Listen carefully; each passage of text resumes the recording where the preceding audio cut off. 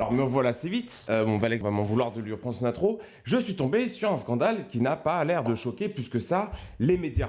Hunter Biden est lié de quelque façon que ce soit au diable. Je m'explique. Mais avant tout, je t'invite à liker, à commenter, à partager et surtout à t'abonner à la chaîne. C'est hyper important. Alors je vais pas le dire parce qu'il y a beaucoup de mecs dans les commentaires qui me disent oui mec, tu fais que trop de blagues avec ça, c'est chiant, ça devient irregardable et compagnie. Donc je vais le faire sans blague. Je t'invite à liker, à commenter, à partager, surtout à vous abonner à la chaîne YouTube. C'est hyper important pour le... Bref, aujourd'hui, plus que dans n'importe quelle vidéo que j'ai déjà faite, n'hésite pas à enculer la barre des likes. C'est une blague, hein, Hunter Biden, hein, range ton pantalon. Like cette vidéo parce qu'elle sera probablement démonétisée par YouTube, sachant ce que je vais aborder comme sujet, à savoir la pédocriminalité et l'inceste. Vous allez voir, c'est assez ouf, hein, même moi ça m'a choqué, même si ça fait quand même belle levrette que je fais des vidéos sur YouTube. Alors est-ce que ce que je vais vous dire peut faire tomber Joe Biden? Est-ce que ça peut entraîner une procédure d'impeachment? Pourquoi aucun média français ne parle de cette affaire? Est-ce que Hunter Biden est lié de quelque façon que ce soit Au diable? Réponse dans cette vidéo. L'enquête qui va me faire suicider de 4 balles dans la nuque. Ah, c'est parti.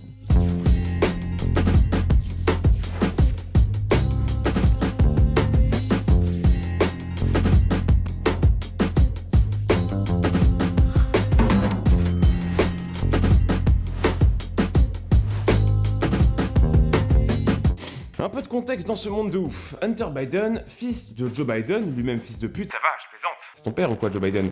Il est né le 4 février 1970. Il nous fait une carrière assez classique dans les affaires, le parcours d'un businessman sans trop de relief, on va dire, hein, même s'il y a eu 2-3 affaires de corruption en Chine et en Ukraine. Je reviens pas sur ces scandales d'évasion fiscale, de corruption et de portables abandonnés. Ce sera peut-être le sujet d'une autre vidéo, mais c'est pas tellement le propos ici. Ce qu'il faut retenir, c'est que Hunter Biden n'est pas un enfant de cœur. A fortiori, il fait l'amour. Ah, des enfants de cœur. Je plaisante pas tant que ça. Et c'est là que ça devient assez intéressant pour nous. Alors j'imagine qu'il a pas fait ce qu'il a fait à des enfants pour la chaîne de Georges. Mais bon, il l'a fait. Lundi 10 juillet, des utilisateurs du forum 4chan annoncent avoir piraté l'iCloud d'Hunter Biden. Ils diffusent en masse des données issues de l'iCloud en question. Ça pose d'ailleurs pas mal de questions sur la sécurité d'Apple. Bref, ça provient d'une discussion appelée Politically Incorrect, politiquement incorrect. Alors parmi ces données, on va retrouver les noms et adresses de ses contacts, les contenus des SMS, son journal d'appel, la liste de ses virements PayPal et bien sûr, bien évidemment, des dizaines de photos et vidéos qu'on va pas manquer de commenter. Beaucoup de détails ont été publiés d'ailleurs par Hunter Biden lui-même dans son livre Beautiful Things, sorti en 2021. Alors évidemment, toutes les informations que je vais vous dire ici sont à prendre au conditionnel, étant donné deux choses. La première, c'est qu'il est quasiment impossible de dater et d'authentifier les vidéos, connaissant la potentialité des fakes qui peuvent apparaître sur les réseaux sociaux. Et la seconde, c'est qu'il y a très peu, mais alors très peu de sources sur le dossier. Par exemple, quasiment aucun média français n'en a parlé, sauf Marianne, sur lequel je m'appuie pour faire cette vidéo. Et cela tient, on le verra selon moi, à deux choses. La première, c'est que les déboires de Hunter Biden sont utilisés par le camp pro-Trump pour discréditer son père, donc aucun média ne se risquerait d'être considéré comme pro-Trump. Et la seconde, c'est que ça rangerait les médias qui s'y intéresseraient dans le camp appelé complotiste, qui, on va le voir, est un discrédit parfois plus fort, plus puissant, plus discréditant que celui d'extrême droite. Dans ces documents, c'est le surnom, le sobriquet un peu cocasse donné au père, à Joe Biden, par son fils, donc actuel président des États-Unis of America. Il l'appelle Pédo Peter. Hunter Biden lui envoie assez fréquemment des images pédopornographiques. Alors, c'est un mythe très tendance dans la droite américaine. Joe Biden aurait des penchants pédophiles. Si on ne peut affirmer ou infirmer la pédocriminalité de Joe Biden, celle d'Hunter Biden fait moins de doute, selon moi. On a des photos assez compromettantes, comme celle-ci, alors je la mets là, comme celle-ci, ou des recherches pour des enfants de 12 ans sur des sites. Toi-même, t'as capté de quel site je veux parler. Après ce dossier, on va avoir celui de la drogue. Alors c'est un sujet que Hunter Biden a lui-même pas mal abordé. On peut lister une série de drogues consommées face caméra par Hunter Biden, qui apparemment est toujours accompagné de Steven Spielberg quand il prend de la drogue ou fait quelque chose de pénalement répréhensible. Il prend cocaïne, ecstasy, opium et crack. Une vidéo fait notamment le tour de la toile où on peut le voir s'embrouiller avec une prostituée sur la quantité de drogue disponible.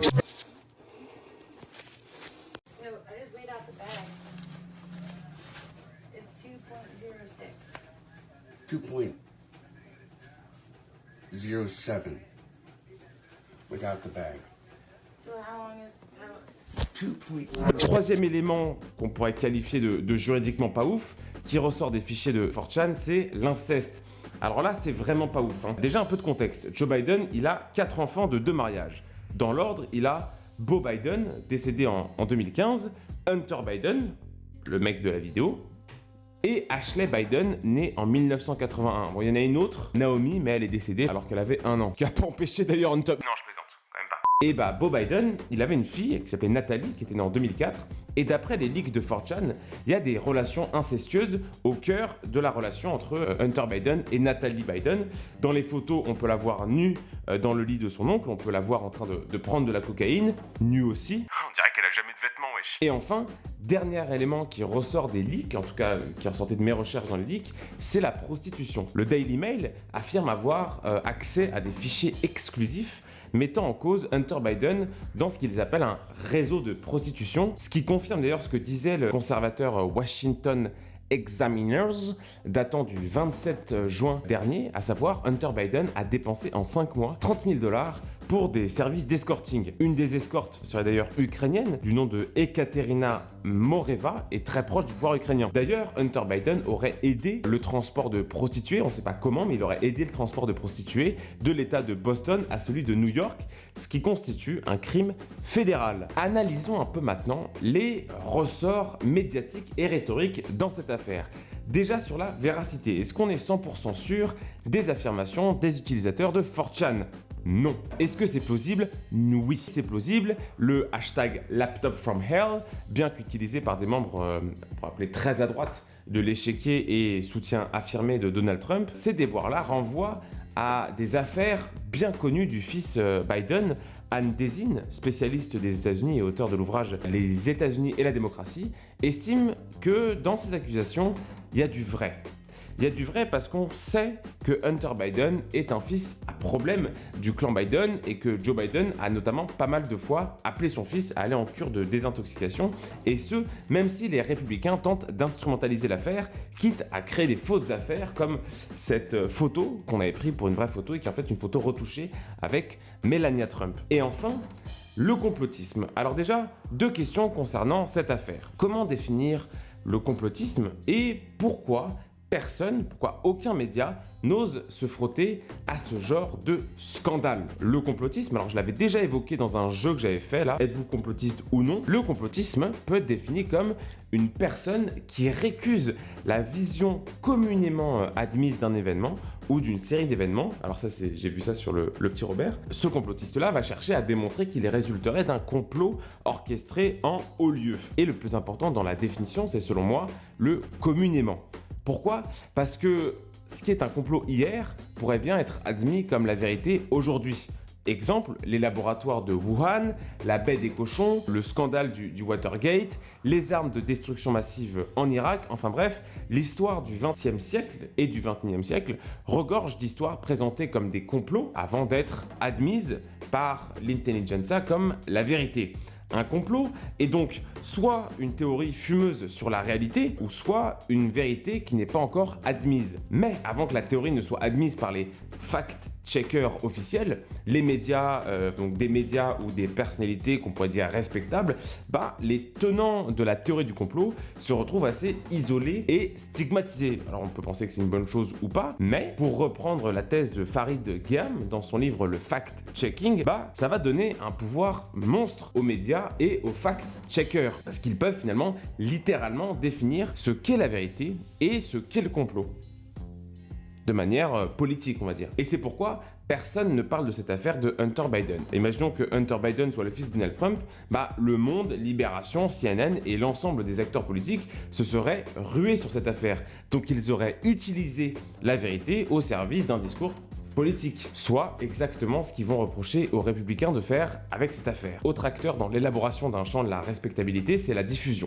Parce que vous avez beau prêcher un discours ou raconter ce que vous avez vu, si personne vous écoute, vous êtes tout seul en fait. Dans l'ancienne théorie de la communication, on va retrouver 5 étapes de diffusion autour d'un message. L'inventio, donc la collecte d'informations, la disposition, l'organisation des arguments pour convaincre, l'élocution, le style du message, quel style on va adopter pour décrire le message qu'on a. 4e élément, l'actio, donc la diffusion du message, et 5 élément qui est moins important, qui s'appelle la memoria, soit l'interaction du récepteur avec le message. Concernant la dernière partie, donc la memoria, l'interaction, c'est lié à celui qui dit le message. Si un mec bizarre dans une grotte qui a ouvertement mangé des enfants t'explique un cours de géopolitique, il y a fortement moyen que tout ce qu'ils te disent, même si c'est vrai, ce soit masqué par le fait que tu n'aies pas du tout confiance en lui. En revanche, si un média ou une personnalité de référence t'explique un truc, même faux, tu aurais tendance à le croire. C'est l'enjeu autour de l'expérience de Milgram, pour ceux qui la connaissent, et ce qu'on pourrait appeler le biais d'autorité, ou biais du médecin. Le 4e point, c'est l'actio, c'est la diffusion. Lors du leak du portable de Joe Biden, que ce soit en 2020 ou en 2022, les réseaux sociaux ont volontairement modéré la diffusion du contenu parce que les plateformes, Google et Twitter, ne jugeaient pas les informations assez fiables. C'est d'ailleurs pour ça que la vidéo que je suis en train de sortir risque de faire un peu moins de vues que d'habitude parce qu'elle sera déréférencée automatiquement. Sauf qu'on en revient à l'utilisation de la vérité, puisque si les réseaux sociaux estiment que certaines informations doivent être régulées, dans les faits, elles trient un peu la régulation. On pense bien évidemment à la fake news ukrainienne sur les soldats de l'île aux serpents qui étaient censés mourir ou se sacrifier, qui en fait étaient parfaitement en vie, qui a été largement relayée par les réseaux sociaux alors qu'elle était fausse, ou les doutes sur le laboratoire de Wuhan présenté comme une fake news à ses débuts et qui s'est révélé vrai. Pour résumer, l'affaire du disque dur d'Hunter Biden nous révèle plusieurs choses. Déjà, il est vraiment pas au top Hunter Biden au niveau du passage dans le paradis. Il va y avoir pas mal de bouchons, pas mal d'interrogatoires, mais surtout, la peur d'être qualifié de complotiste amène certains médias à tout simplement taire des affaires, même si elles semblent se vérifier, parce que là, le leak de 4chan sur Hunter Biden, c'est vérifiable dans le livre de Hunter Biden lui-même, sorti en 2021, c'est vérifiable chez les proches de Joe Biden, qui connaissent et assument le passé et les activités illicites de Hunter Biden. On a l'impression qu'il y a seulement les médias qui refusent de voir la vérité. La question est maintenant de savoir si un complot est un complot avant le passage des fact-checkers, quelque part, qui contrôle les fact-checkers ? Merci à tous d'avoir suivi cette vidéo. N'hésitez pas à liker, à commenter, à partager et surtout à vous abonner à la chaîne. C'est hyper important pour le référencement. J'arrête avec la blague. Dites-moi ce que vous en avez pensé. La vidéo, elle était assez compliquée à faire parce que j'ai dû faire beaucoup par moi-même, vu qu'il y a très peu de médias. J'ai vu 2-3 médias allemands qui ont parlé de cette affaire, pas mal de médias américains, mais c'est compliqué de faire la part des choses entre des médias qui sont orientés et d'autres qui disent simplement la vérité. Donc j'ai dû aussi m'appuyer sur la biographie d'Hunter Biden lui-même. Enfin bref, n'hésitez pas à me dire ce que vous en avez pensé dans les commentaires. Likez, commentez, partagez, abonnez-vous. Et moi je vous dis à mercredi pour la revue d'actualité.